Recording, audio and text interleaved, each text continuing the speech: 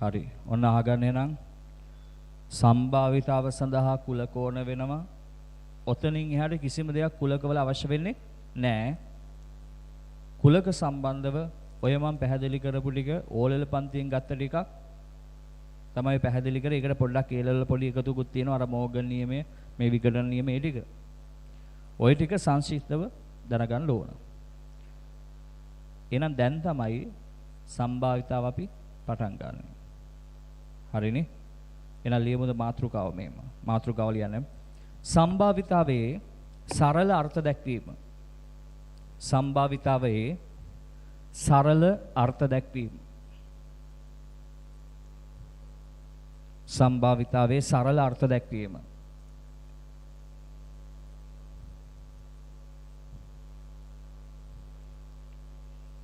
සම්භාවිතාවේ සරල අර්ථ දැක්වීම. අලියන්න මේ විස්තරයක් ඒකේ තරුවක් දාලා කිසියම් සිද්ධියක් සිදුවීමේ හෝ සිදු නොවීමේ කිසියම් සිද්ධියක් සිදුවීමේ හෝ සිදු නොවීමේ කිසියම් සිද්ධියක් සිදුවීම හෝ සිදු නොවීමේ හැකියාව මනින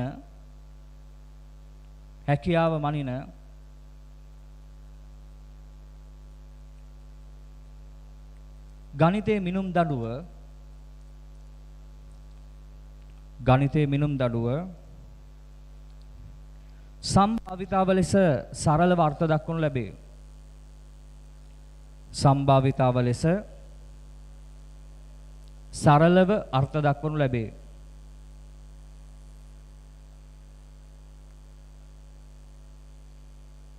පැහැදිලිද? එහෙනම් මොකක් හරි සිද්ධියක් සිදුවීම හෝ සිදු නොවීම මනින ගණිතයේ මිනුම් දන්න මොකක්ද? සම්භාවිතාව කියලා අපිට කියන්න පුළුවන්. පුතේ සම්භාවිතාවේදී මෙන්න මෙහෙම ප්‍රධාන උපකල්පන තුනකට එනවා. මොකක්ද දන්නවද? මොකක් හරි සිද්ධියක් ස්ථීර වශයෙන්ම සිද්ධ වෙන්නේ නැත්නම් සම්භාවිතාව බිඳුවයි කියනවා. ඒ කියන්නේ විශ්වාසයෙන් කියන්නේ හොඳේ මොකක් හරි සිද්ධියක් ස්ථීර වශයෙන්ම වෙන්නේ නැහැ. අනිවාර්යයෙන්ම වෙන්නේ නැහැ. එහෙනම් සම්භාවිතාව කීයද? බිඳුවයි කියලා සලකනවා. එතකොට සම්භාවිතාවයගේ බිඳුව. මෙතෙන්දී සම්භාවිතාව බිඳුවක් වෙනවා. ඊට පස්සේ මොකක් හරි සිද්ධියක් ස්ථීර වශයෙන්ම වෙනවා නම් අනිවාර්යයෙන්ම මේ සිද්ධිය වෙනවා නම් අන්න එතකොට අපි කියනවා සම්භාවිතාව 1යි කියලා. සම්භාවිතාව 1යි. එහෙනම් ඔයාලා මට කියන්න මොකක් හරි සිද්ධියක් ස්ථීර වශයෙන්ම වෙන්නේ නැත්නම් සම්භාවිතාව කීයද? බිඳුවයි කියලා අගයක් අපි දෙනවා. අර්ථ දැක්වීමක්. හොඳේ? බිඳුව කියලා අගයක් දෙනවා. ස්ථීර වශයෙන්ම සිද්ධියක් වෙනවා නම් සම්භාවිතාව 1යි. දැන් අපිට සැකයක් එන්නේ වේද නොවේද කියලා. සිද්ධිය වේද නොවේද? අන්න එතකොට සම්භාවිතාව බිඳුවයි 1යි අතර. මෙන්න මේ අතර පරතරයක් තියෙනවා. පැහැදිලිද? ඒ නිසා සම්භාවිතාව කියන එක පවතින්නේ විශේෂ අගයන් දෙකක් අතර. මොකක්ද ඒ අගයන් දෙක? බිඳුව වෙන්න පුළුවන්. එහෙම නැත්නම් 1 වෙන්න පුළුවන්. එහෙම නැත්නම් බිඳුවයි 1යි අතර අගයක් වෙන්න පුළුවන්. පැහැදිලි නේද? ලියන්න යටින් තරුවක් දාලා මෙහෙම. පළවෙනි තරුව දාලා ලියන්න. කිසියම් සිද්ධියක් ස්ථීර වශයෙන්ම සිදු නොවේ නම් කිසියම් සිද්ධියක් ස්ථීර වශයෙන්ම සිදු නොවේ නම්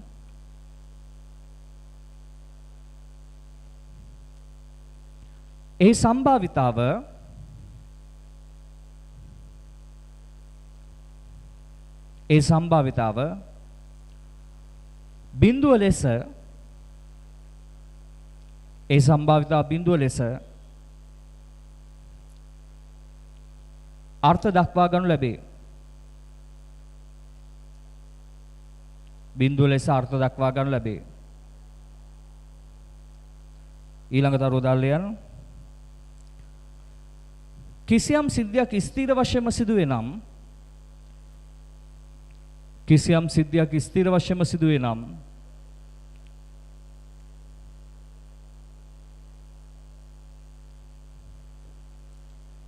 එහි සම්භාවිතාව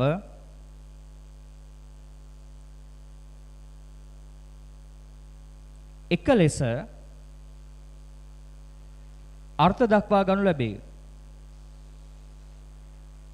එක ලෙස අර්ථ දක්වා ගනු ලැබේ.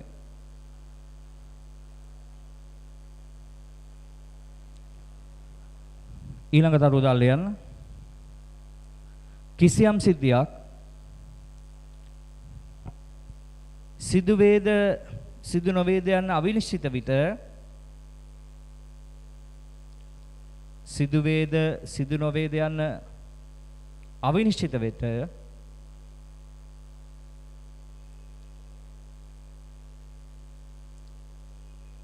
ඒ සම්භාවිතාව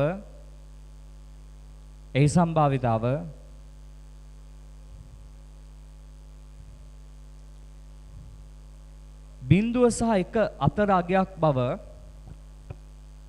බිඳුව සහ එක අතර අගයක් බව බිඳුව සහ එක අතර අගයක් බව සලකනු ලැබේ.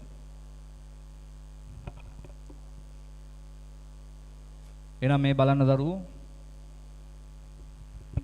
මම මෙන්න මෙහෙම අංකන ක්‍රමයක් කියා දෙනවා. ඒ සිද්ධිය සිදුවීමේ සම්භාවිතාව අපි මේක අංකණය කරන්නේ PA කියලා. ඒ සිද්ධිය සිදුවීමේ සම්භාවිතාව PA වලින් තමයි අංකණය කරන්නේ. එතකොට ඕනම සිද්ධියක සම්භාවිතාව පවතින කවුරු අතරද පුතේ? බිඳුව සහ එක අතර. මේක කොටු කරගන්න ඔතන යට ඔක සටහන් කරගන්නකො.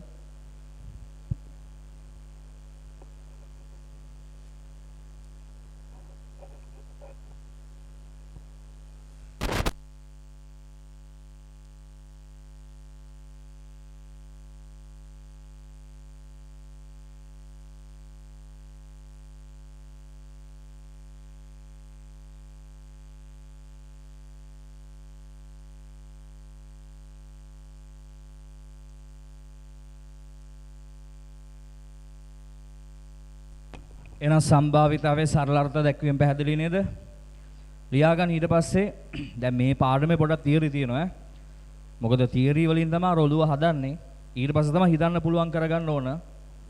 නිකන් අර සූත්‍ර වලටම සෙට් වෙලා ගණන් ගොඩ දා ගන්න පුළුවන් කමක් නැහැ. එහෙම හදන්න පුළුවන් දැනුත් තියෙනවා. නමුත් ඔළුව හොඳටම වැඩ කරන්න ඕන. ඔළුව වැඩ කරන්න නම් සිද්ධාන්ත දැනුම හරියට තියෙන්න ඕන. මේ වගේ පාඩම් වලදී මෙන්න මෙහෙම සම්භාවිතාවේ වැදගත් වචන සෙට් එකක් තියෙනවා. අපි ඒ ටික අල්ල ගන්න ඕනේ. ඒවයි තේරුම් ටික අලියන මෙහෙම සසම්භාවී පරීක්ෂණ හෙවත් අහඹු පරීක්ෂණ අනුමාත්‍රකාවක් දාන්න. සසම්භාවී පරීක්ෂණ හෙවත් අහඹු පරීක්ෂණ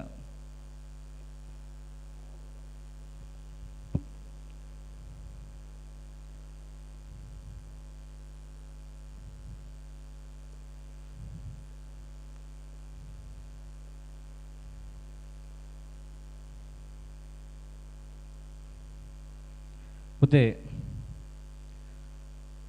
මේ සසම්භාවී පරීක්ෂණ වලට සමාන පදයක් තමයි අහඹු පරීක්ෂණ කියන්නේ. ඕලෙල් පන්තියේදීත් ඔයගොල්ලෝ අහලා තියෙනවා අහඹු පරීක්ෂණයක් කියන එක නේද? නිතරම අහලා තියෙන්නේ.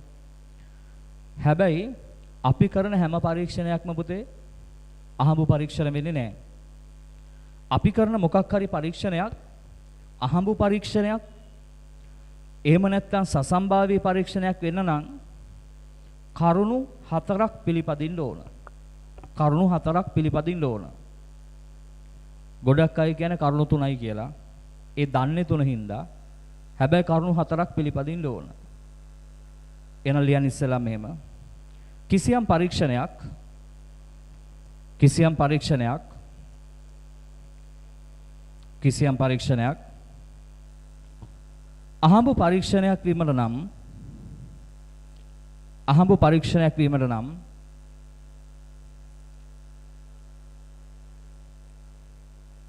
අහඹු පරීක්ෂණයක් වීමට නම් ප්‍රධාන වශයෙන් කරුණු 4ක් පිළිපැදිය යුතුයි. ප්‍රධාන වශයෙන් කරුණු 4ක් පිළිපැදිය යුතුයි.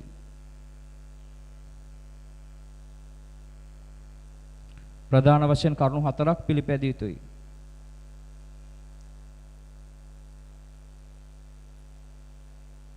කරුණු 4ක් පිළිපැදිය යුතුයි. පුතේ පළවෙනි එක ලියලා ඊට පස්සේ මම ඒක පැහැදිලි කරන්නම්. හොඳේ ලියන්න පළවෙනි එක අංක 1. නොවෙනස්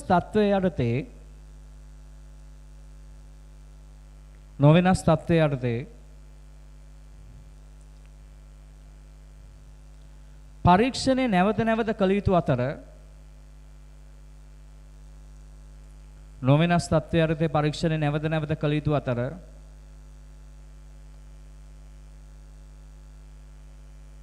නොවෙනස් තත්වයේ යටතේ පරීක්ෂණ නැවත නැවත කළ යුතු අතර එසේ කිරීමට හැකියාව පැවතිය යුතුයි. එසේ කිරීමට හැකියාව පැවතිය යුතුයි. එසේ කිරීමට හැකියාව පැවතිය යුතුයි. ආමෙන් අහගන්න. මොකක්ද දන්නවද ඔය කතාවේ තේරුම? බලන්න මං කිව්වේ නොවෙනස් තත්වයේ යටතේ පරීක්ෂණය නැවත නැවත කළ යුතුයි. එහෙම කරන්න පුළුවන් හැකියාවක් පරිසරයේ තියෙන්නත් ඕන. ඒ මොකක්ද දන්නවද? මම මෙහෙම සරල උදාහරණයක් ගන්නම් ඔයාලට තේරෙන භාෂාවෙන්. කාසියක් දෙපාරක් උඩ දාලා ලැබෙන ප්‍රතිඵල සටහන් කරනවා කියලා හිතන්න. මොකක්ද අපේ පරීක්ෂණය? අපේ පරීක්ෂණය තමයි කාසියක් දෙවරක් උඩ දමා ප්‍රතිඵල සටහන් කිරීම. ඒතර ඒක මම මෙන්න මෙහෙම පොඩ්ඩක් පරීක්ෂණය නම ලියන්නම්. කාසියක් දෙවරක් උඩ දමා ලැබෙන ප්‍රතිඵල සටහන් කිරීම. ඔක තමයි මගේ පරීක්ෂණය. හොඳේ. මම මෙහෙම කරනවා. මම රුපියල් 2 කාසියක් ගන්නවා. පළවෙනි සැරේ උඩ දාලා සිරසාගේ ලකුණු කරනවා. හරිද? දැන් මගේ පරීක්ෂණය මොකද? කාසියක් දෙවරක් උඩ දමානේ. කාසියක් දෙපාරක් උඩ දාන්න ඕන. හොඳේ. ඔන්න පළවෙනි සැරේ මම උඩ දාලා සිරසාගේ ලකුණු කරා. දෙවෙනි සැරේ කාසිය උඩ දාන මම ඔයාගේ අතට දෙනවා. මොකෝ කලේ? තත්ත්වය වෙනස් වුණා නේද? ඔයා කාසිය උඩ දාලා ඔයා සිරසාගේ ලකුණු කළා මට කියනවා. එතකොට මේ පරීක්ෂණය සසම්භාවී වෙනවද? වෙන්නේ නැහැ. ඇයි ඒ? පරීක්ෂණය කරගෙන යන අතරවාරය තුල తත්වය පරීක්ෂණය කරන తත්වය වෙනස් කළා. පැහැදිලිද? කාසියක් දෙවරක් උඩ දැමීමේ පරීක්ෂණය කිව්වොත් මම පළවෙනි සැරේ උඩ දැම්ම නම් මමම උඩ දාන්න ඕන දෙවෙනි සැරේට. ඒක ඔයාට දීලා හරියන්නේ නැහැ. දැන් මෙහෙම කරා කියලා හිතන්න. මම රුපියල් 2 කාසියක් අරගෙන උඩ දානවා. සිරසාගේ ලකුණු කරනවා. ඊට පස්සේ මම වෙන රුපියල් 2 කාසියක් ගන්නවා. වෙන රුපියල් 2 කාසියක් අරගෙන උඩ දාලා සිරසාගේ ලකුණු කරනවා. ඒක සසම්භාවී වෙනවද නැද්ද? නෑ නේද? ඇයි ඒ කාසිය මාරු කරන්නේ පුතේ? තේරුණාද? අපි හිතමු දකුණු අතින් උඩ දැම්ම කියලා දන්නකො පළවෙනි සැරේ සිරසාගේ. හෙව්වා. දෙවෙනි සැරේ උඩ දානකොට වම් අතින් මං උඩ දැම්ම කියනකො ඒ තත්ත්වය වෙනස් කරානේ. ඒතර සසම්භාවී වෙනවද? වෙන්නේ නැහැ. එහෙනම් මතක තියාගන්න ඔළුවට වද්ද ගන්න. මොකක් හරි පරීක්ෂණයක් සසම්භාවී වෙන්න නම් එකම තත්ත්වයේ යටතේ පරීක්ෂණය ඒ වාර සංඛ්‍යාව තුල කළා පෙන්වන්න ඕන. අවබෝධයිද? පැහැදිලිද? ලියන්න ඊට පස්සේ අංක 2 හේතුව. අංක 2 කාරණාව. අංක 2 පරීක්ෂණය කිරීමට පෙර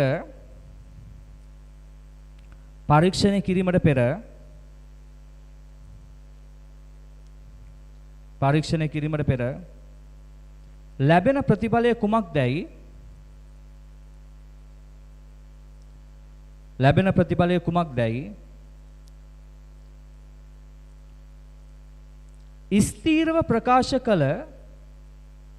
ස්ථීරව ප්‍රකාශ කළ නොහැකි විය යුතුයි. ස්ථීරව ප්‍රකාශ කළ නොහැකි විය යුතුයි.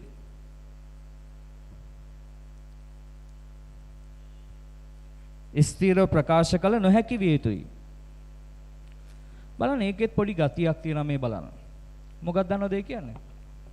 පරීක්ෂණය කරන්න කලින් ලැබෙන රිසල්ට් එක තියෙන්නේ. ඒක ස්ථීරව කියන්න බැරි වෙන්න ඕන. දැන් අපි මොකක් හරි පරීක්ෂණයක් කරනවා නම් අනිවාර්යයෙන්ම මෙන්න මේ බව වෙනවා කියලා ස්ථීරවම දන්නව නම් මොකටද කරන්නේ? කළ වැඩක් නැහැ නේ.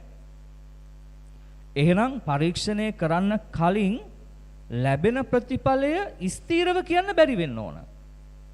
හැබැයි අහඹු විදියට කියන්න පුළුවන්. පැහැදිලිද කියන දේ? ස්ථිරව කියන්න බැරි වෙන්න ඕන. ආලියන් ඊට පස්සේ තුන්වෙනි කාරණාව ලියන්න.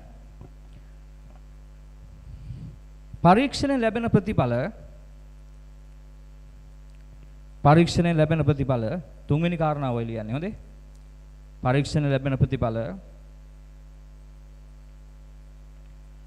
ස්ථිරව ප්‍රකාශ කළ නොහැකිවත්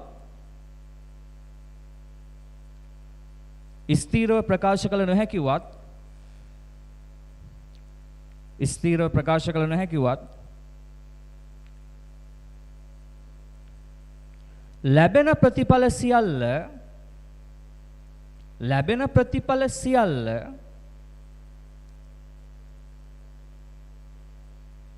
වරහන් ඇතුලේ දාන්න ලැබිය හැකි කියලා. ඒ කියන්නේ ලැබෙන්න පුළුවන් කියන එක. හොඳේ. වරහන් ඇතුලේ දාගෙන ලැබිය හැකි.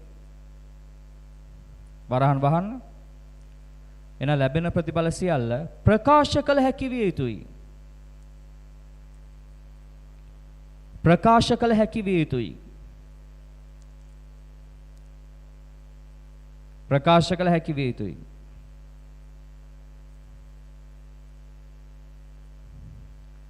ඒ කියන්නේ මොකක්ද දන්නවද පුතේ? දැන් කාසියක් දෙපාරක් උඩ දානවනේ. එතකොට වෙන්න පුළුවන් ඔක්කොම දේවල් අපිට කියද හැකිනේ නේ. කාසියක් එක සැරයක් උඩ දැම්ම කියන්නේ එක්ක සිරස නැත්තම් අගය ලැබෙනවා කියලා. හරියටම සිරස එනවා කියලා 100% විශ්වාසයෙන් කියන්න බෑ. නමුත් එක්ක සිරස නැත්තම් අගය වැටෙනවා. අන්න ඒ වගේ අදහසක් ඒ කියන්නේ. ලැබෙන්න පුළුවන් සියලු ප්‍රතිඵල කියන්න පුළුවන් වෙන්න ඕන. ඒතොර කරුණු තුනයිනේ. හතරවෙනි එක ලියන්න. හතරවෙනි එක කිසියම් පරීක්ෂණයක් සසම්භාවී වේ නම්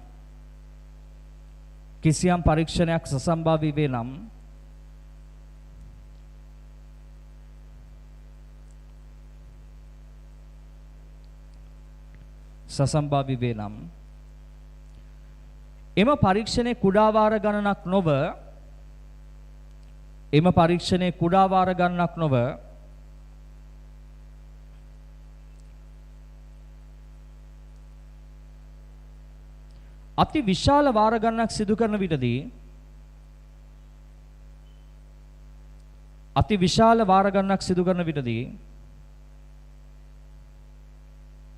අති විශාල වාර ගණනක් සිදු කරන විටදී ප්‍රතිඵල ලැබීමේ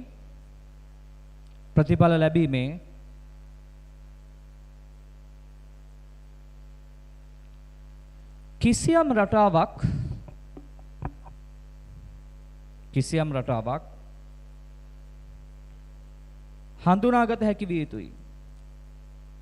හඳුනාගත හැකි විය යුතුයි.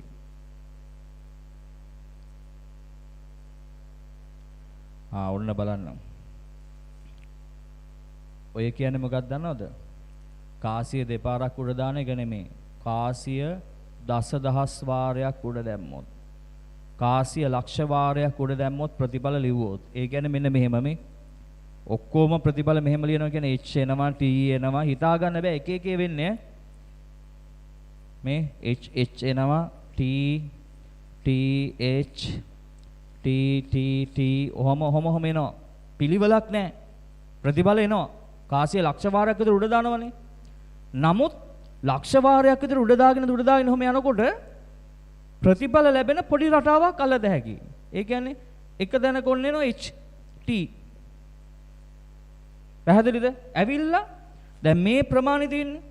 මේ ප්‍රමාණයට සමාන ප්‍රමාණයක් පිළිවෙලක් නැහැ. ඒ කියන්නේ මෙන්න මේ ටික පිළිවෙලක් නැහැ කියලා හිතන්නකෝ. ඊට පස්සේ HT කියලා එකක් එනවා. ඊට පස්සේ ආයිත් පිළිවෙලක් නැහැ. ආයිත් ඔන්න HT එකක් එනවා. පැහැදිලිද? ඊට පස්සේ මේ වගේ ප්‍රමාණයක් නැවත පිළිවෙලක් නැතුව යනවා. ආයිත් එනවා HT එකක්. අන්න බලන්න මේ ලක්ෂ වාරයක් විතර කරනකොට මෙන්න මේ වගේ ප්‍රතිඵල ලැබෙන පොඩි රටාවක් අල්ල ගන්න පුළුවන්. එහෙනම් මම කිව්ව කරුණු හතරක් දැන් ඔයාලට මොනවද කරුණු හතර? නොවෙනස් තත්වයට තේ පරීක්ෂණය නැවත කළ යුතුයි. එහෙම කරන්න පුළුවන් විය යුතුයි. දෙවෙනි එක ප්‍රතිඵල ලැබෙන්න කලින් ලැබෙන ප්‍රතිඵලය මොකක්ද කියලා ස්ථිරව කියන්න බෑ. තුන්වෙනි එක ප්‍රතිඵලයේ ස්ථිරව කියන්න බැරි වුණාට වෙන්න පුළුවන් දේවල් ඔක්කොම කියන්න පුළුවන්. හතරවෙනි එක මොකද්ද?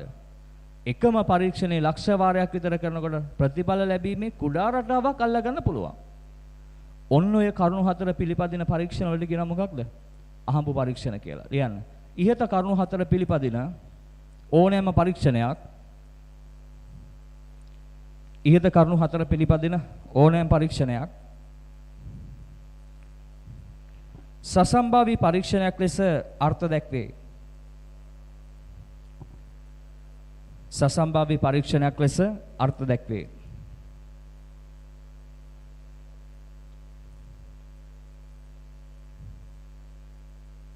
සසම්භාවී පරීක්ෂණයක් ලෙස අර්ථ දැක්වේ.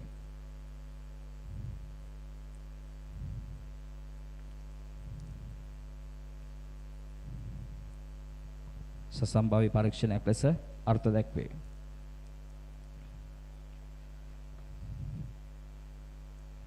ලියලිවරයිද?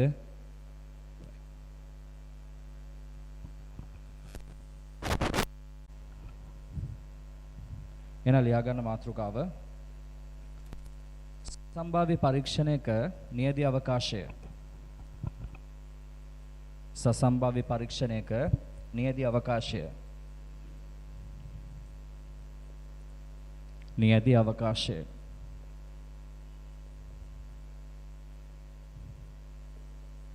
උදේ නියදී අවකාශයේ සංකේතයේ විදිහට අපි පාවිච්චි කරන්නේ S අකුර ගන්නවා, එහෙම නැත්නම් ඔමේග ගන්නවා. ඔකත් දාගන්න. සසම්භාවී පරීක්ෂණයක නියදී අවකාශය.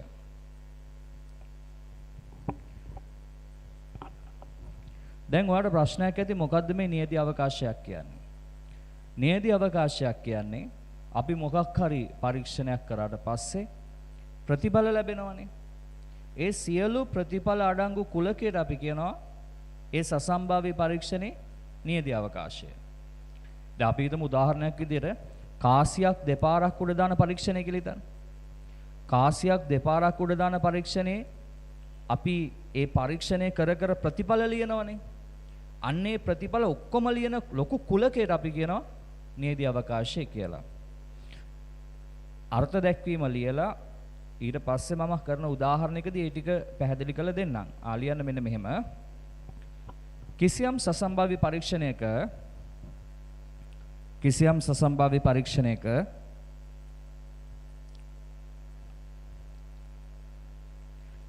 කිසියම් සසම්භාවී පරීක්ෂණයක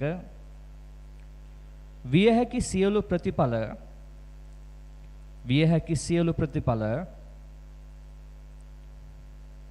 විය හැකි සියලු ප්‍රතිඵල අඩංගු කුලකය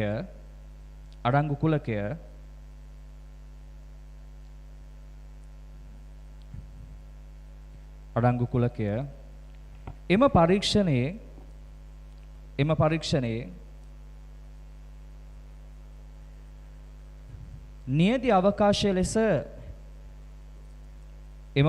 නියදී අවකාශය ලෙස හඳුන්වනු ලැබේ. නියදී අවකාශය ලෙස හඳුන්වනු ලැබේ.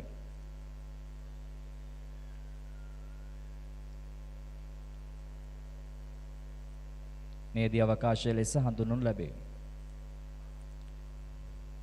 එහෙනම් නියදී අවකාශයක් කියන්නේ මොකක්ද කියලා පැහැදිලිනේ. දැන් මෙන්න මෙහෙම වැඩක් තියෙනවා.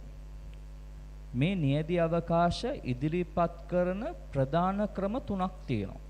ඒ කියන්නේ නියදී අවකාශයක් ලියලා පෙන්වන ක්‍රම තුනක් තියෙනවා. එක ක්‍රමයක් නියදී අවකාශයක් ඉදිරිපත් කරන එක ක්‍රමයක් තමයි රුක් සටහන් ක්‍රමය. රුක් සටහන් ක්‍රමය. නියදී අවකාශයක් ලියලා පෙන්වන්න පුළුවන් එක විදියක්. හොඳේ. රුක් සටහන් ක්‍රමය. දෙවැනි එක කුලකංකණය. කුලක මගින් නියදී අවකාශයක් ලියලා පෙන්වන්නත් පුළුවන්. තුන්වෙනි එක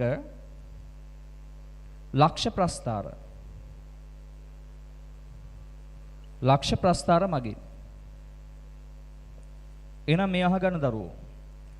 සසම්භාවී පරීක්ෂණයක නියදී අවකාශයක් ඉදිරිපත් කරන්න පුළුවන් ප්‍රධාන ක්‍රම කීයක් තියෙනවද? 3ක් තියෙනවා. එකක් තමයි රුක් සටහන් ක්‍රමය. අනිත් එක කුලක අංකණය. අනිත් එක තමයි ලක්ෂ්‍ය ප්‍රස්ථාර ක්‍රමය. ලියන්න ඔතන යටින් තරුවක් දාලා සසම්භාවී පරීක්ෂණයක නියදී අවකාශය සසම්භාවී පරීක්ෂණයක නියදී අවකාශය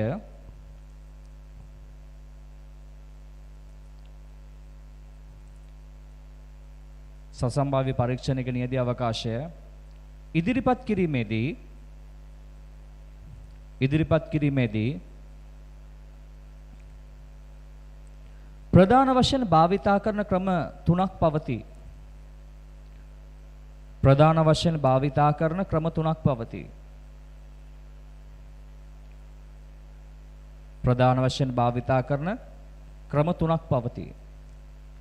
පුතේ පල්ලෙහාට දාලා ලියා ගන්න මෙහෙම එක එක මෙහෙම 1 2 3 කියලා පිළිවෙලට ලියන්න. 1 රුක් සටහන් ක්‍රමය, රුක් සටහන් ක්‍රමය, දෙවෙනි එක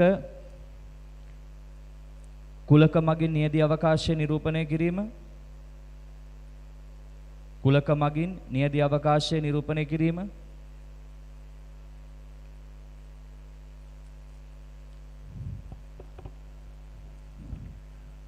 කුලක මගින් හොඳේ දෙවෙනි එක කුලක මගින් නියදී අවකාශය නිරූපණය කිරීම, තුන්වෙනි එක ලක්ෂ්‍ය ප්‍රස්ථාරයක් මගින් නියදී අවකාශය නිරූපණය කිරීම, ලක්ෂ්‍ය ප්‍රස්ථාරයක් මගින් නියදී අවකාශය නිරූපණය කිරීම,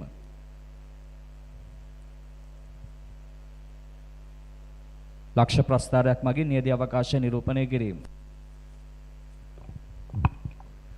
දැන් බලාගන්න හොඳ ළමයි වගේ මේ බලන දරුවෝ මම සසම්භාවී පරීක්ෂණයක් අරගෙන ඒ පරීක්ෂණයට අයිති නියදී අවකාශය මොකක්ද කියලා මේ ක්‍රම මගින් වඩා පැහැදිලි කිරීමක් කරනවා. එතකොට මේ එක එක ක්‍රමය මොකක්ද කියලා තේරුම් ගන්න ලේසියි. මම මෙන්න මෙහෙම සසම්භාවී පරීක්ෂණයක් ගන්නවා. උදාහරණයක් විදියට මම මෙහෙම පරීක්ෂණයක් ලියන්නම්. කාසියක් දෙවරක් උඩ දමා කාසියක් දෙවරක් උඩ දමා ලැබෙන ප්‍රතිඵල සටහන් කිරීම. මේක තමයි අපේ පරීක්ෂණය. කාසියක් දෙපාරක් උඩ දාලා ලැබෙන ප්‍රතිඵල සටහන් කිරීම. ඒතර මේක යටතේ පළවෙනි එක විදියට මම ගන්නවා රුක් සටහන් ක්‍රමය. රුක් සටහන් ක්‍රමය. එතකොට මම මෙතන විස්තර කරන්නේ මේ වගේ රුක් සටහනක්, ඒ කියන්නේ රුක් සටහනක් ඇඳලා මේ පරීක්ෂණයේ ප්‍රතිඵල ගන්නෙ කොහොමද කියන එක. එතකොට රුක් සටහන අඳින්නේ මෙන්න මේ විදියට. මේ පළවෙනි එක. එතකොට අපි ඕක නම් කරනවා කාසිය දැන් දෙපාරක් උඩ දානවා කියලා නේ කියන්නේ. මේක මම නම් කරනවා පළවෙනි පාර. දැමීම. තොර මෙතන එන අපුත H T නේද? පළවෙනි සැරේ කාසිය උඩ දැම්මොත් එක්ක H නැත්තම් T එනවනේ. ඊට පස්සේ මෙන්න දෙවෙනි සැරේ. දෙවෙනි සැරේ උඩ දානකොට රුක් සටහනේදී මෙන්න මෙහෙම තව අත්තක් ওই විදිහට එන්න ඕන. එතකොට මේ තියෙන්නේ දෙවන වර හොඳේ. දෙවන වර. අවබෝධයිද? එතකොට මෙතන එනවා අවයවයක් H, H. මේ විදිහට ගන්න මේ අත්ත දිගේ ඉස්සරහට ගන්න ඕන. ඊට පස්සේ මෙතනින් එනවා මේ විදිහට H, T. මෙතන එනවා T, H. T, T. ඔන්න ඔහම මේ තියෙන නියදී අවකාශය. කාසියක් දෙපාරක් උඩ දැම්මොත් ලැබෙන්න පුළුවන් හැම ප්‍රතිඵලයක්ම මෙතන තියෙනවා. එතකොට මේ ප්‍රතිඵල සියල්ලම අපි ගන්නෙ මොකෙන්ද? රුක් සටහනක් ඇඳලා. එන රුක් සටහනක් ඇසුරෙන් ඔන්න නියදී අවකාශය හදාගත්තා. එතකොට මේ අවයවයේ තේරුම මොකක්ද? පළවෙනි සැරේ හිස, දෙවෙනි සැරේත් හිස කියන එකනේ. මේක තේරුම පළවෙනි සැරේ H, දෙවෙනි සැරේ T වැටෙනවා. මේ අවයවයේ තේරුම පළවෙනි සැරේ T, දෙවෙනි සැරේ H. එහෙනම් මේ තමයි පරීක්ෂණය. මේ පරීක්ෂණයට අදාළව රුක් සටහනකින් සියලු ප්‍රතිඵල ලබා ගැනීම තමයි මේ තියෙන්නේ. තේරුම් ගත්තා නේද? තොර මෙන්න නියදී අවකාශය තියෙනවා. දැන් මට පැහැදිලි කරගන්න ඕන දෙවනි නියදී අවකාශය ඉදිරිපත් කරන දෙවනි විදිය තමයි කුලක මගින්. ඒක ගන්න මෙහෙම පුතේ මේ කුලක මගින්. නියදී අවකාශය ලියා දැක්වීම. කුලක මගින් නියදී අවකාශයක් ලියනවා නම් මෙන්න මෙහෙම ලියන්න. ඔමේගා සමානයි කියලා දාලා වෙන්න පුළුවන් සියලු ප්‍රතිඵල කුලකයක අවයව විදිහට ලියන්න ඕන. පැහැදිලිද? කුලකයක අවයව විදිහට. මේ බලන්න මෙන්න මෙහෙම h, t. මේක h, h නේ වැටෙන පළවෙනි එක අපි එහෙම ගමු h, h. ඊට පස්සේ දෙවෙනි අවයවය ht කියලා ගත හැකි. ඊළඟට t, h කියලා ගන්න පුළුවන්. ඊට පස්සේ tt. මෙන්න මේ සිස්ටම් එකට කියන මොකක් කියලාද? කුලක මගින් නියදී අවකාශය ඉදිරිපත් කරනවා කියලා. තව එක ක්‍රමයක් තියෙනවා දැනගන්න. ලක්ෂ්‍ය ප්‍රස්ථාරයක් ඇඳලා කොහොමද නියදී අවකාශය හදාගන්නේ? මෙන්න මේකත් බලන්න.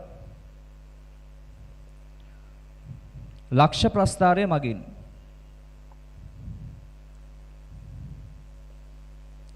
පුතේ ලක්ෂ්‍ය ප්‍රස්ථාරය ගන්නකොට සෘජුකෝණාශ්‍ර කාර්යසියන අක්ෂ පද්ධතිය ගන්න මේ විදිහට අරගෙන දැන් කාසිය දෙපාරක් නේ උඩ දාන්නේ. ඒතර මම මේ පැත්ත නම් කරගන්නවා පළවන වර කියලා. පළවෙනි වර මේ පැත්ත නම් කරනවා දෙවන වර. එතකොට මම මෙතන ලකුණු කරන HT දෙවන වර උඩ දානකොටත් H ලැබෙන්න පුළුවන් T ලැබෙන්න පුළුවන් නේද? H ලැබෙන්න පුළුවන් T ලැබෙන්න පුළුවන්. එතකොට ලැබෙන්න පුළුවන් සියලු ප්‍රතිඵල මෙන්න මේ වගේ කතිර දාලා මම නම් කරනවා. අවබෝධයිද? එහෙනම් මට කියනවා මේ අවයවයේ තේරුම මොකද්ද? මේකේ තේරුම? පළවෙනි සැරේ H ලැබුණා. දෙවෙනි සැරේ මොකද්ද? T. මේකේ තේරුම? පළවෙනි කාසියේ H, දෙවෙනි කාසියේ H. මේකේ තේරුම? පළවෙනි කාසියේ T, දෙවෙනි කාසියේ H. අර පරීක්ෂණයේ සියලු ප්‍රතිඵල මේක එනවා නේද? එහෙනම් සියලු දෙනා තේරුම් කරගන්න. ඕනම සසම්භාවී පරීක්ෂණයක නියදී අවකාශය ඉදිරිපත් කරන්න පුළුවන් ප්‍රධාන ක්‍රම කීයද? 3යි. එකක් තමයි රුක් සටහන් ක්‍රමය, අනිත් එක කුලකංකණය, අනිත් එක ලක්ෂ්‍ය ප්‍රස්ථාර ක්‍රමය. පැහැදිලිද? හැබැයි මෙහෙම පොඩි කේස් එකක් තියෙනවා. විභාගෙදී සම්භාවිතාව ගණන් හදනකොට ළමයිට එන ලොකුම අවුල මොකක්ද දන්නවද? ගාන කියවලා මොන ක්‍රමයකටද ගාන හදන්නේ කියලා. ඒ කියන්නේ මේක රුක් සටහනක් ඇඳලා මේ ගාන හදනවද? එහෙම නැත්නම් මේ ගාන හදන්න වෙන රූප සටහනක් අඳිනවද? නැත්නම් කුලක ක්‍රමයේ වෙන රූප සටහන කියන්නේ කුලකනේ. කුලක ක්‍රමේ පාවිච්චි කරනවද? තව හිතනවා මේ ගාන හදන්න ලක්ෂ්‍ය ප්‍රස්ථාරයක් පාවිච්චි කරනවද කියලා. අන්න ඒක හරියට නිවැරදිව ගාන බලනකොට තේරුම් ගන්න පුළුවන් වෙන්න ඕන. එහෙම තේරුම් ගන්න පුළුවන් වුණොත් ලේසි වැඩේ. ඕක ගොඩක් කට්ටිය කියා දෙන්නේ නැහැ. ඒක හිතන විදිය. නිකන් ඔහේ ගාන දැක්කට පස්සේ මේක මෙහෙම කරමු කියලා එවෙලෙට කියලා හදනවා. එහෙම නෙවෙයි, මේක බලා ගන්න පුළුවන් ක්‍රමයක් තියෙනවා. විභාගෙදී A level paper එකේදී සම්භාවිතාව ගාන දුන්නාම මේ ගාන මම හදන්නේ රුක් සටහනක් ඇඳලාද? මේ ගාන මම හදන්නේ වෙන රූපයක් ඇඳලාද? මේ ගාන මම හදන්නේ ලක්ෂ්‍ය ප්‍රස්ථාරයක් ඇඳලාද? ඒක තීරණය කරන්න පුළුවන් තියරි පොයින්ට් එකක් තියෙනවා. ඉස්සෙල්ලාම අපි මේක ලියලිමු. හොඳේ? එහෙනම් අපි මෙහෙම ලියමු. මෙන්න මේ විදිහට. ඕගොල්ලෝ මේ ක්‍රම තුන ලියවන්නේ නේද? ලියන්න මෙහෙම. උදාහරණ කියලා දාන්න. උදාහරණ කියලා දාලා මෙහෙම ලියන්න. කාසියක් දෙවරක් උඩ දමා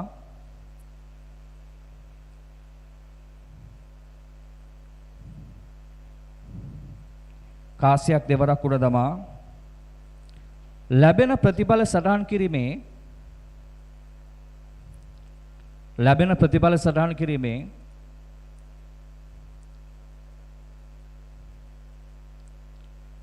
ලැබෙන ප්‍රතිඵල සටහන් කිරීමේ සසම්භාවී පරීක්ෂණය සලකමු. සසම්භාවී පරීක්ෂණය සලකමු. සසම්භාවී පරීක්ෂණය සලකමු. මෙහි නියදී අවකාශය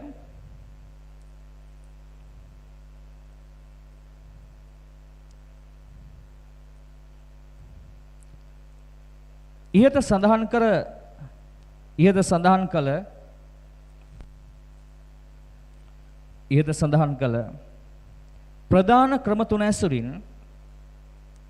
ප්‍රධාන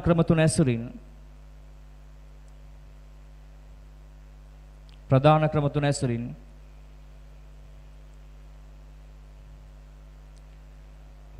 පහත දැක්වෙන පරිදි ලියා දක්වමු.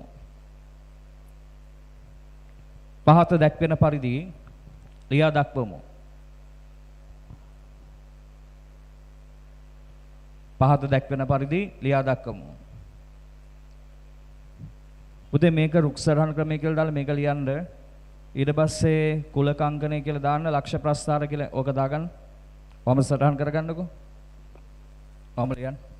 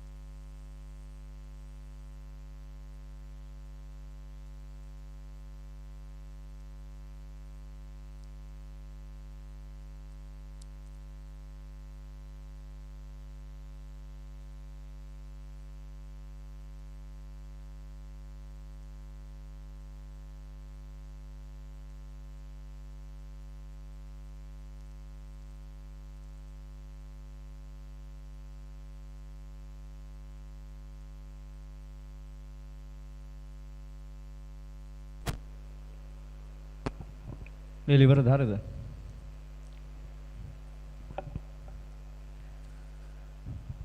දැන් ස්පෙෂල් නෝට් එකක් දාගමු. මොකද ගණන් හදනකොට මේ ක්‍රම පාවිච්චි කරන විදිය. ලියන්න ස්පෙෂල් නෝට් කියලා දාගන්න. ස්පෙෂල් නෝට් කියලා දාගන්න. ලියන්න මෙහෙම. සම්භාවිතාව සම්බන්ධ විභාග ගැටළු විසඳන විටදී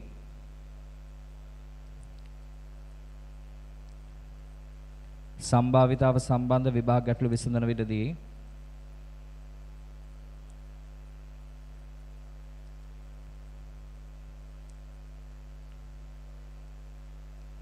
විභාග ගැටළු විසඳන විටදී කියලා දාලා අංක 1 කියලා දාලා ලියන්න. හොඳේ.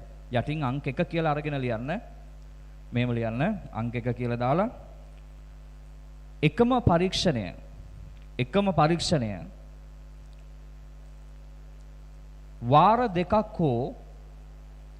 වාර දෙකක් හෝ එකම පරීක්ෂණය වාර දෙකක් හෝ ඊට වඩා වැඩි වාර ගණනක් සිදු කරනු ලබයි නම් වාර දෙකක් හෝ ඊට වඩා වැඩි වාර ගණනක් සිදු කරනු ලබයි නම්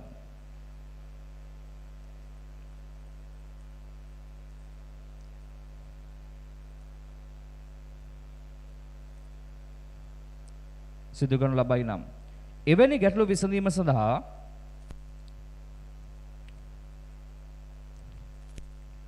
රුක් සටහන් ක්‍රමය වඩා සුදුසු වේ. රුක් සටහන් ක්‍රමය වඩා සුදුසු වේ. රුක් සටහන් ක්‍රමය වඩා සුදුසු වේ.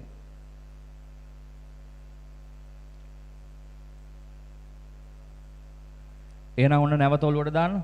රුක් සටහන කොයි වෙලාවටද හොඳ? වාර දෙකක් හෝ ඊට වඩා වැඩි වාර ගන්නකට හොඳයි. ඊට පස්සේ ලියන්න ඊළඟ අංක 2 කියලා දාලා ලියන්න. සම්භාවිතාව සම්බන්ධ විස්තරාත්මක ගැටළු ලැබෙන විටදී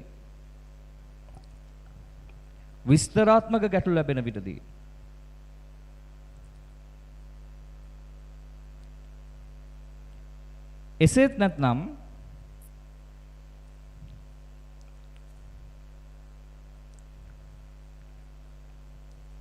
කුලක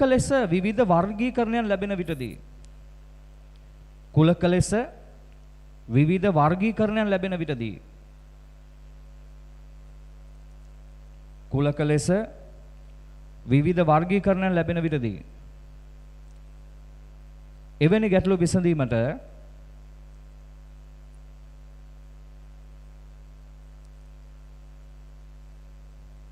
කුලක අංකන හේවත් වෙන් රූප සටහන් ක්‍රමය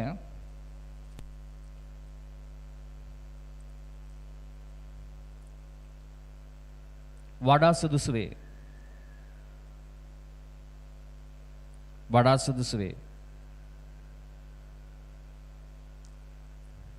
එහෙනම් මම මතක් කරේ වෙන් රූපයක් අඳින්නේ මොන වගේ වෙලාවටද කියන එක. හොඳේ. ගාන හදන්න. ඊට පස්සේ ලියන්න මේ තුන්වෙනි එක අංක 3 කියලා දාලා ලියන්න. අංක 3 සසම්භාවී පරීක්ෂණයේ පියවර දෙකක් පමණක්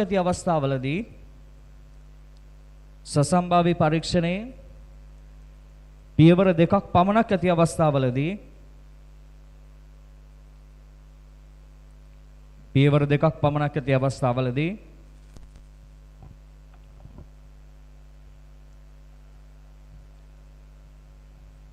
ලක්ෂ්‍ය ප්‍රස්ථාරයක් මගින් ගැටලුව විසඳීම සිදු කළ හැකිය.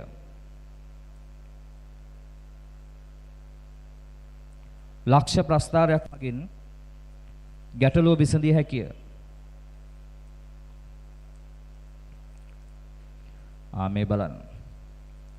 සම්භාවිතාව ඉගෙන ගන්න ළමයින්ට ලැබෙන දැනෙන ලොකු මානසික අවුලක් තමයි මොකද්ද?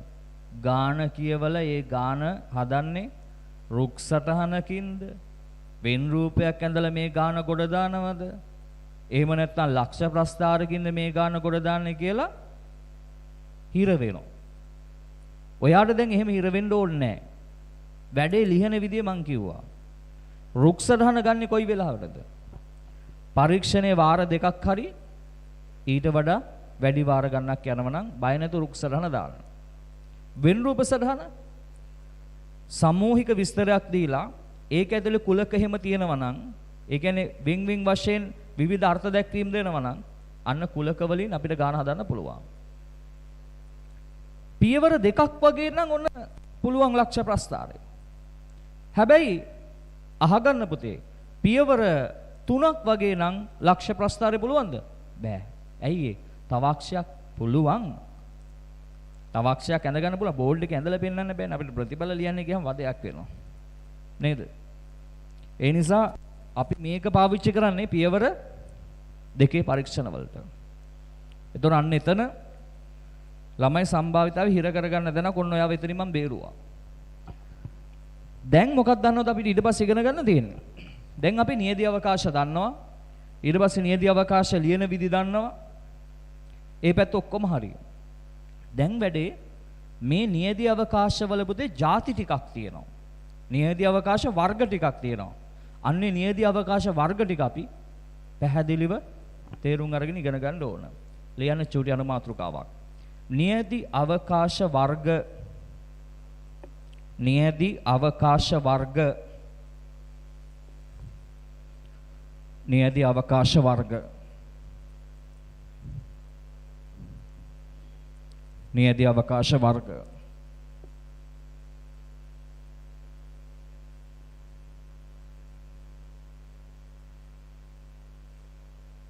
නියදී අවකාශ වර්ග ඒකේ යටතේ පළවෙනි එක ලියන්න පරිමිත නියදී අවකාශය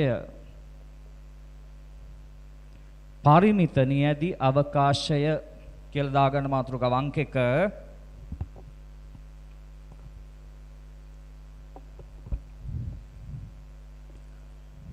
බලා ගන්න. දැන් ඔයා මගෙන් අහේ මොකද්ද සර් මේ පරිමිත නියදී අවකාශය? දැන් මම අර කලින් උදාහරණයමයි ගන්නෙ. මොකද්ද කලින් උදාහරණය? කාසියක් දෙවරක් උඩ දැමීම කියන සසම්භාව්‍ය පරීක්ෂණය. හොඳේ. ඒක අල්ලගෙන මම ඔක්කොම විස්තර කරන්න. අතට ලේසියිනේ තේරුම් ගන්න. ඒතකොට මේකේ නියදී අවකාශය මෙහෙම නේද ලියන්නේ? h, h ලීවා එක අවයවයක්. ඊට පස්සේ ht th ඊළඟ එක tt. ඕක නියදී අවකාශය. පුතේ මේකේ අවයව සංඛ්‍යාව ගණන් කරලා ඉවර කරන්න පුළුවන් නේද? මේකේ නියදී අවකාශයේ අවයව සීමා සහිතයිනේ. ඒ නිසා මේ වගේ නියදී අවකාශ වලට කියන මොකක් කියලාද? පරිමිත නියදී අවකාශ. පැහැදිලිද? ආයෙන ලියන්න මෙන්න මෙහෙම. කිසියම් නියදී අවකාශයක වේගෙන් ලියමු පොඩ්ඩක් හොඳේ. කිසියම් නියදී අවකාශයක අවයව සංඛ්‍යාව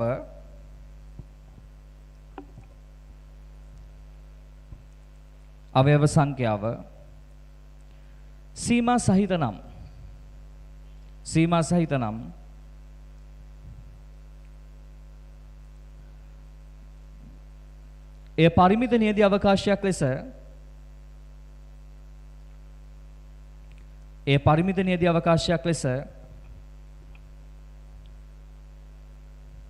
එය පරිමිත නියදී අවකාශයක් ලෙස අර්ථ දැක්වේ. ඒ පරිමිත නියදී අවකාශයක් ලෙස අර්ථ දැක්වේ. දෙ මේක ලියනවද? මේක සමානයි කියලා ඇටි මේක ලියා ගන්න. කලින් උදාහරණයක් තමයි පාවිච්චි කරේ.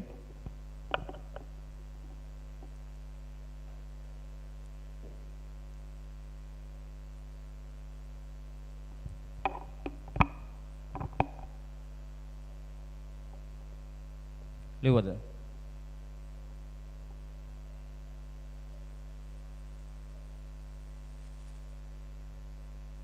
එන අංක 2 ලියන්න. අංක 2 අපරිමිත නියදී අවකාශය. අපරිමිත නියදී අවකාශය අපරිමිත නියදී අවකාශය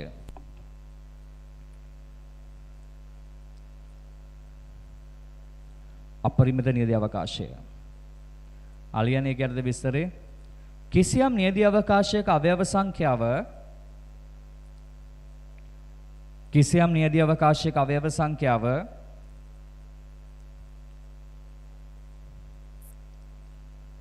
කිසියම් නියදී අවකාශයක අවයව සංඛ්‍යාව සීමා සහිත නොවේ නම්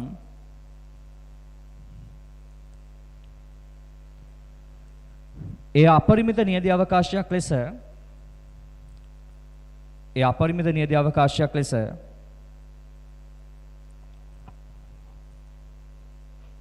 අර්ථ දැක්වේ. ඒ අපරිමිත නියැදි අවකාශයක් ලෙස අර්ථ දැක්වේ.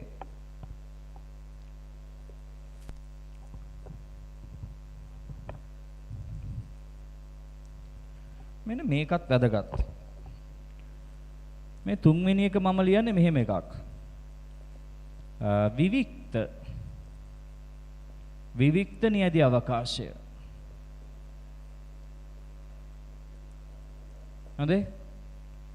විවික්ත නියැදි අවකාශය. අපි බලමු මොකක්ද මේ විවික්ත නියැදි අවකාශය. පුතේ විවික්ත නියැදි අවකාශය කියන්නේ මොකක්ද දන්නවද? අවයව සංඛ්‍යාව පරිමිත වෙන්නත් පුළුවන් අපරිමිත වෙන්නත් පුළුවන්. හැබැයි අවයව එකින් එක ගණන් කරන්න පුළුවන් වෙන්න ඕන. හොඳට ඔළුවට දාගන්න. අවයව සංඛ්‍යාව පරිමිත වෙන්නත් පුළුවන් අපරිමිත වෙන්නත් පුළුවන්. හැබැයි අවයව එකින් එක වෙන වෙන වශයෙන් ගණන් කිරීමේ හැකියාව තියෙන්න ඕන. ඒතර ඔයා මගෙන් මොකක්ද ඔය කියන්නේ? අර මං එහෙම නිකන් විස්තර කිව්වම ඔයාලට දැනෙන්නේ නැහනේ. මම පොඩි උදාහරණයක් කරන් පෙන්නන්නම්. මෙන්න මෙහෙම මම පොඩි උදාහරණයක් ගන්නවා.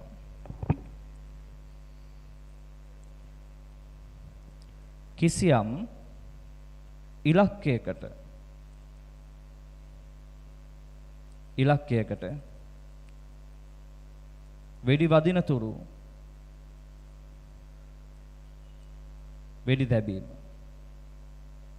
වෙඩි වදින තුරු වෙඩි තැබීම. හොඳේ.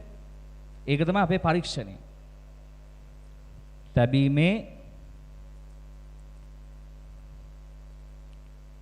සසම්භාවී පරීක්ෂණය සලකමු. සසම්භාවී පරීක්ෂණය සලකමු. ඒ කියන්නේ දැන් මෙන්න මෙහෙමයි. ඉලක්කයකට වෙඩි තියනවා කියලා හිතන්න. මේ තියෙන ඉලක්කය මෙන්න මේ වගේ තියෙනවනම් ඉලක්කය. ওই ඉලක්කයට වෙඩි තියනවා. වෙඩි වදිනකම් වෙඩි තියන්න ඕන. එතකොට මම මෙන්න මෙහෙම නියැදි අවකාශයක් ගන්නවා. x වලින් නිරූපණය කරන පොඩි අර්ථ දැක්වීමක් ගන්නවා. x වලින් කියන්නේ වෙඩි තබන වාර ගන්නවා. x කියන්නේ කවුද? වෙඩි තබන වාර ගන්න. මෙන්න බලන්න නියැදි අවකාශය. x කෙසේ දෙයක් x සමානයි. පරීක්ෂණය කරන්නේ ඉලක්කයට වෙඩි වදිනකන්නේ නේද? එතකොට ඔන්න පළවෙනි සැරේ වෙඩි තිබ්බා. ඔයා හිතන ඉලක්කයට වෙඩි වැදුන්නේ නැහැ, මේ හරියට වදින්නේ. එහෙනම් පරීක්ෂණ ඉවරද? පරීක්ෂණ ඉවර කරන්නේ ඉලක්කයට වෙඩි තිබ්බට පස්සේ. පැහැදිලිද? ඒක තමයි නීතිය. එතකොට දෙවනි සැරේ වෙඩි තියනවා. ඉලක්කයට වැදුන්නේ නැහැ. තුන්වෙනි සැරේ වෙඩි තියනවා. ඉලක්කයට වැදුන්නේ නැහැ. ඔය වගේ ඉලක්කයට වෙඩි වදිනකන් වෙඩි තියන්න පුළුවන් 4 5 6 ආදී වශයෙන්. සමහර විටක කවදාවත්ම වෙඩි වැදුන්නේ නැත්තම්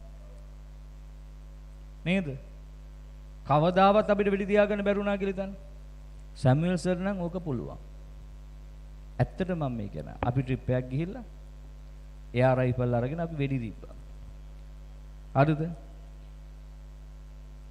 සුපිරියටම වෙඩි තියන්න පුළුවන් සැමුවෙල් සර්. සැමුවෙල් සර් තමයි දින්නේ. තිතටම දිනනවා කියලා කියන්නකෝ. කොච්චර කොහොම ඇස් පේනවද මන් දන්නේ නැහැ. අරකින් එම් එක අරගෙන සුපිරියටම දිනනවා. ගස් උඩ තිබ්බා. ගස් උඩ බඩ ගාලා කියලා මුදුනේ තිබ්බා ගිහිල්ලා අර මේ කොලේ. මේක දිනනවා ගන්නට ඉලක්කෙට. තාම ඔය කෙල්ලෙක් එහෙම සෙට් කරගන්න බැරි වුණාට ඒ වගේ වැඩ ඉලක්කෙටම කරන්න පුළුවන්. හරිද? දැන් මේකෙදි දැන් මේ පරීක්ෂණ එක දැන් මට මේක කියනකොට ඒක මතක් වුණේ. මේකෙදි මේ පරීක්ෂණයේ ප්‍රතිඵල මොකද වෙන්නේ? ලියලා ඉවර කරන්න බැරි වෙන්න පුළුවන් නේ. කවදාවත් වෙඩි තියන්න බැරි වෙන්න පුළුවන්. එතකොට මේ නියති අවකාශය දිහා බලන්න. මේ නියති අවකාශයේ අවයව ගණන් කරන්න පුළුවන්. එක පළවෙනි වාරේ, දෙවෙනි වාරේ, තුන්වෙනි වාරේ. හැබැයි අපරිමිතයි. පැහැදිලිද? අපරිමිතයි. ඒතර මේක මොන නියති අවකාශයක් වෙනවද? විවික්ත නියති අවකාශයක්.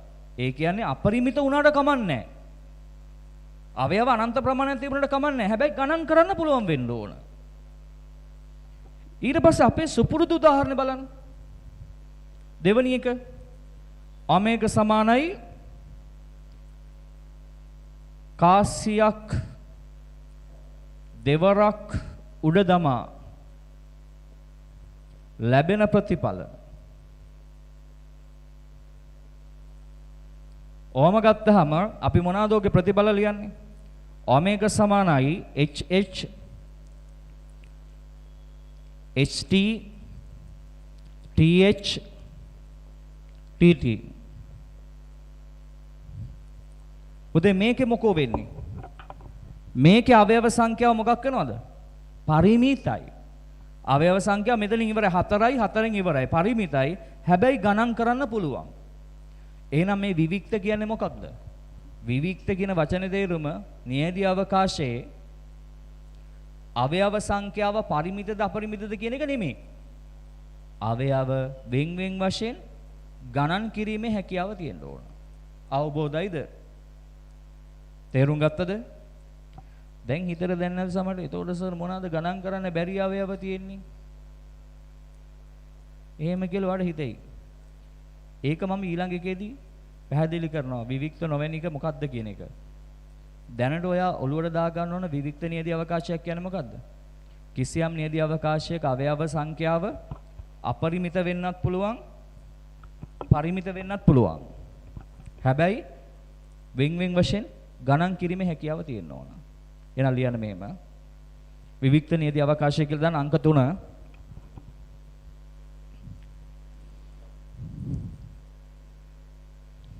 ලියන්න අංක 3 මෙහෙම. විවික්ත නියති අවකාශය ලිව්වද?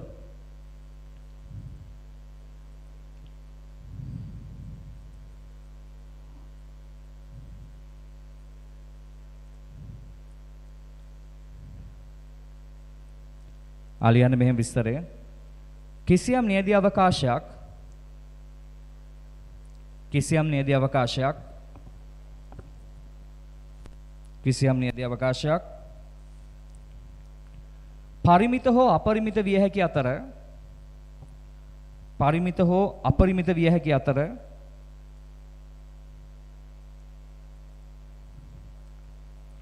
පරිමිත හෝ අපරිමිත විය හැකි අතර එහි අවයව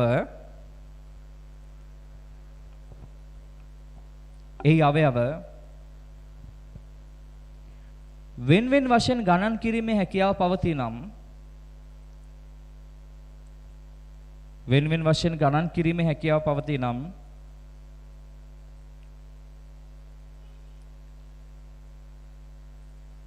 වෙන් වශයෙන් ගණන් කිරීමේ හැකියාව පවතී නම්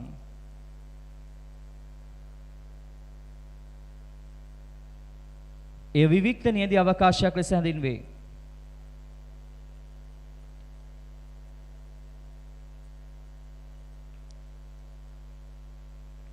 ඒ විවික්ත නියති අවකාශයක් ලෙස හැඳින්වේ.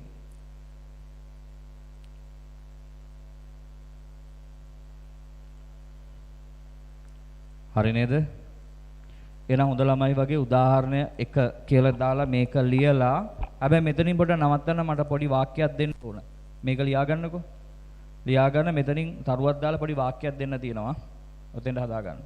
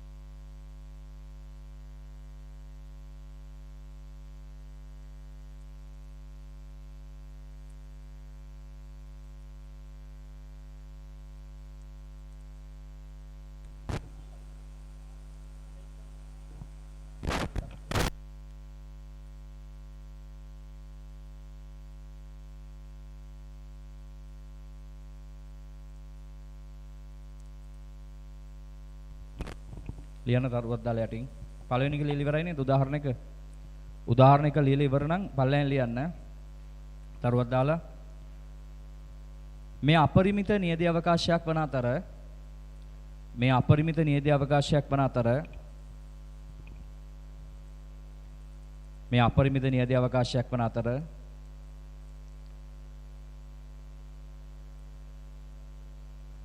නමුත් අවයව සංඛ්‍යාව වෙන වශයෙන් ගණන් කළ හැකි නිසා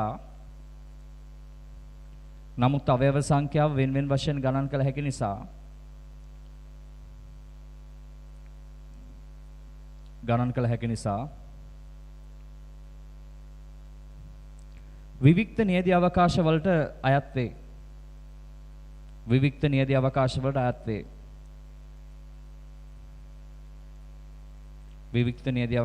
අයත් වේ. පුතේ දෙවෙනි උදාහරණ ලියන්න. දෙවෙනි උදාහරණය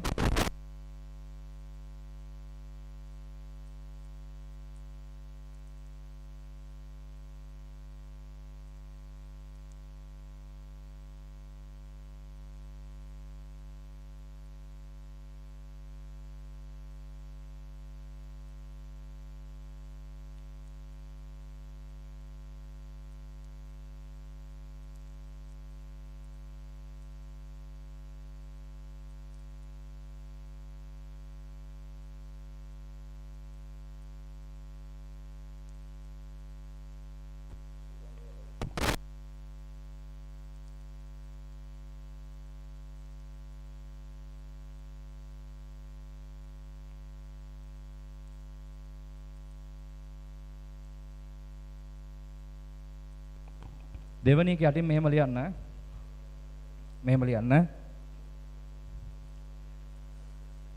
නියදී අවකාශයේ පරිමිත වන අතර අවයව වෙන වශයෙන් ගණන්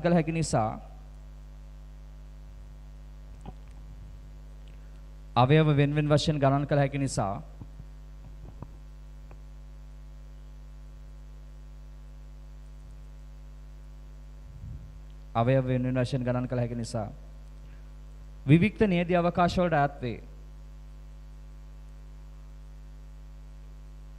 විවික්ත නියදී අවකාශ වලට අයත් වේ.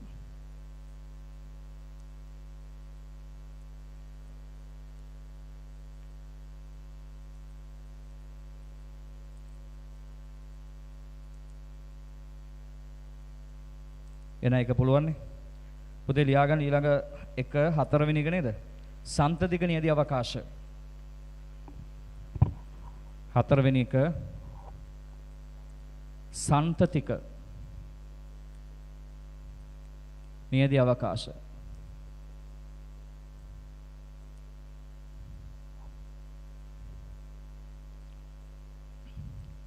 මේ සන්තතික නියදී අවකාශය කියන්නේ මොකක්ද දන්නවද? මෙන්න මෙහෙම දෙනවා.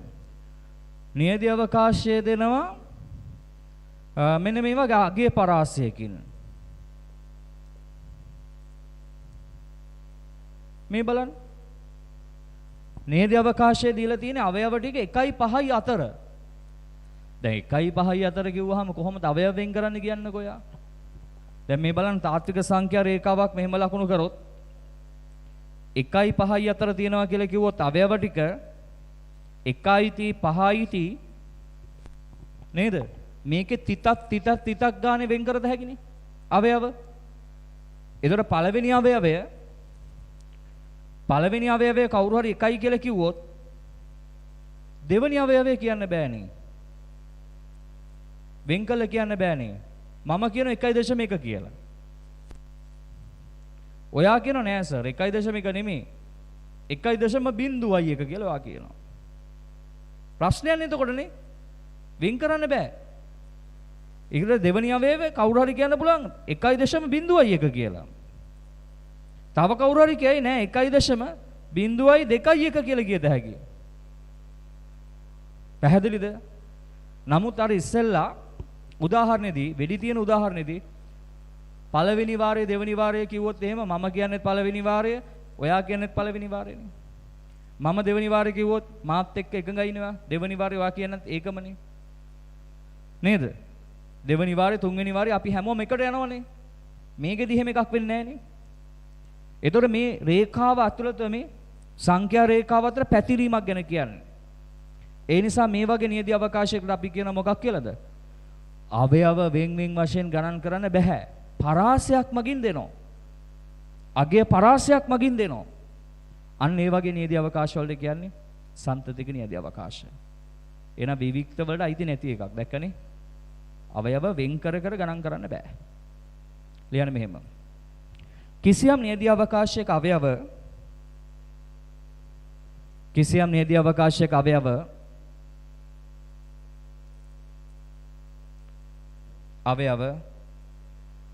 වෙන් වෙන්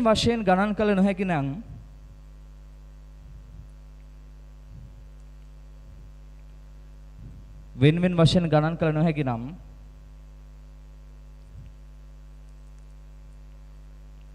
ඒ ප්‍රාන්තරයක් ලෙස ලියා දක්වන අතර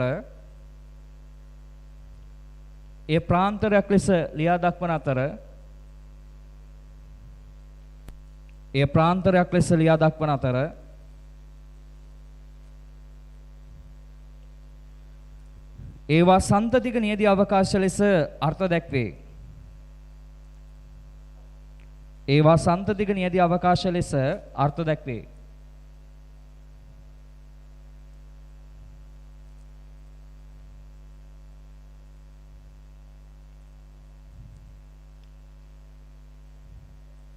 පුතේ ඔමේගා කියලා දාලා මේක ලියන්න උදාහරණ.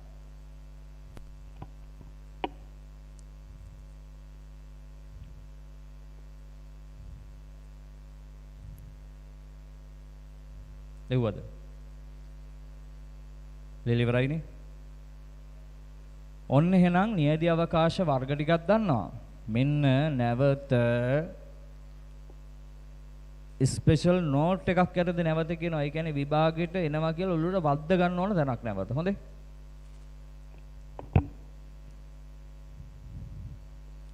Special note.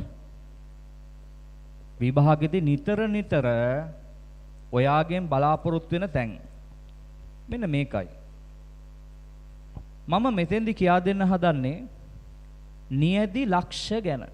නියදී ලක්ෂ. ඒතර මගේ අරමුණ මේ නියදී ලක්ෂ කියන්නේ මොකක්ද කියලා පැහැදිලි කරන එක. නියදී ලක්ෂ මම ගන්නවා අපේ සුපුරුදු පරීක්ෂණයේ නියදී අවකාශය HT TH TT ඔය කාසියක් දෙපාරක් උඩ දාපු එකනේ. මේකේ අවයව කීයද? මේ නියදී අවකාශයේ අවයව කීයද? 4යිනේ. 1යි 2යි 3යි 4යිනේ. ඔය එක අවයවයකට කියන්නේ මොකද්ද? නියදී ලක්ෂයක්. එහෙනම් මේ තියෙන්නේ නියදී ලක්ෂයක්. මේ තියෙන්නේ නියදී ලක්ෂයක්. මෙතන තියෙනවා නියදී ලක්ෂයක්. මෙතන තියෙනවා නියදී ලක්ෂයක්. එහෙනම් මෙතන තියෙන්නේ මේ මම මෙහෙම ලියනවා නියදී ලක්ෂ. නියදී ලක්ෂ 4යි. නියදී ලක්ෂ 4යි. එහෙනම් මේ නියදී අවකාශය සකස් වෙලා තියෙන්නේ නියදී ලක්ෂ කීයකින්ද? 4කින්. අවබෝධයිද?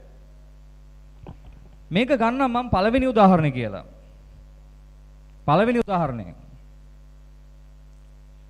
දෙවෙනි උදාහරණය. මම මෙහෙම වෙන් රූපයක් අඳිනවා.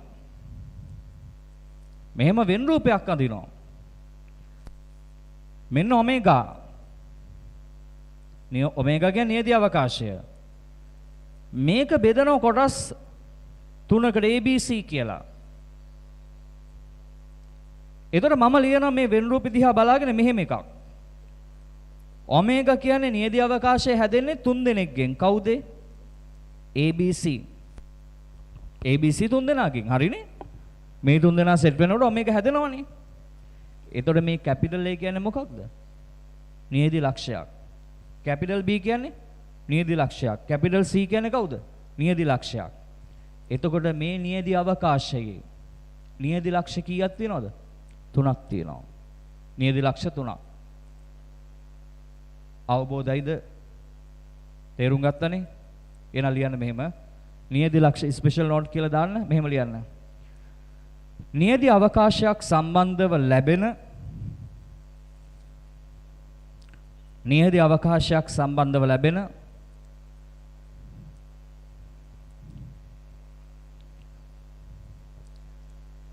නියති ලක්ෂ පිළිබඳව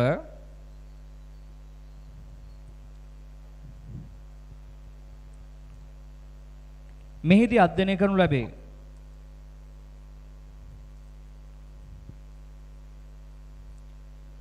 මෙහිදී අධ්‍යයනය කරනු ලැබේ. ඒක යටින් ලියන්න මෙහෙම. ඒක යටින් මෙහෙම ලියන්න. නියති අවකාශයක කිසියම් අවයවයක් නියති අවකාශයක කිසියම් අවයවයක්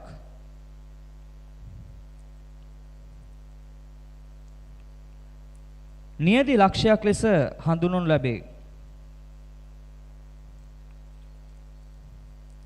නියති ලක්ෂයක් ලෙස හඳුන්වනු ලැබේ.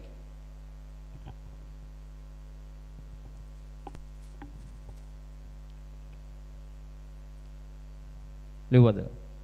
පුතේ උදාහරණ එක කියලා දාලා මේක ලියලා යටින් ලියන්න නියති ලක්ෂ 4යි කියලා මේගොල්ලෝ පෙන්වන්න හොඳේ. ඊට පස්සේ උදාහරණ දෙක කියලා මේක ලියලා මේකේ නියති ලක්ෂ කීයද? නියති ලක්ෂ 3යි. මේ කෙනෙක් මේ අනිත් එක්කෙනා මේ අනිත් එක්කෙනා නියති ලක්ෂ 3යි.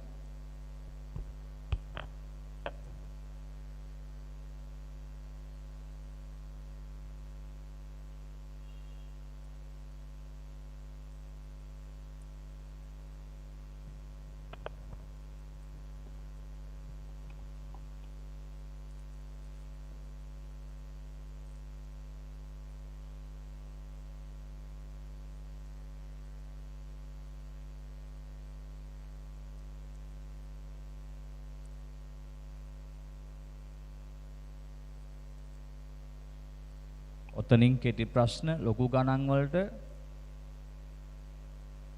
සෑහෙන වැදගත් වෙන මේ ස්පෙෂල් නෝට් එක.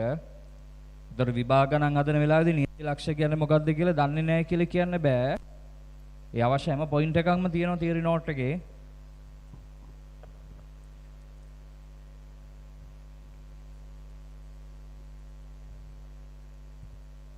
පැහැදිලිද? ලියුවා නේද? දැන් මට කියා දෙන්න ඕන සිද්ධිය ගැන. දැන් බලන්න මම නියති අවකාශය කියන්නේ මොකක්ද කියලා කියා දුන්නා. නියති අවකාශ ලියන විදි 3ක් ගැන කියා දුන්නා. ගණන් වලදී මොන ක්‍රමයේද පාවිච්චි කරන්න කියන එක ඒකත් එතන පැහැදිලි කරා. ඊට පස්සේ මං කිව්වා නියති අවකාශ වර්ග ටිකක් තියෙනවා කියලා. නේද? සන්තතික, විවික්ත, පරිමිත, අපරිමිත ඔහොම. ඒ ටිකත් කියා දුන්නා. ඊට පස්සේ මං දැන් කියා දුන්නා මොකද්ද? නියති ලක්ෂ කියලා જાතියක් තියෙනවා කියලා. ඒකත් හරිනේ. දැන් කියා දෙන්නේ අලුත් මාතෘකාවක් සිද්ධිය කියන එක. මොකද්ද මේ සිද්ධියක් කියන්නේ? ඊට පස්සේ ඉගෙන ගන්න ඕන සිද්ධි වර්ග ටිකක් තියෙනවා. ඒ ටික පිළිවෙලට එන්න ඕන.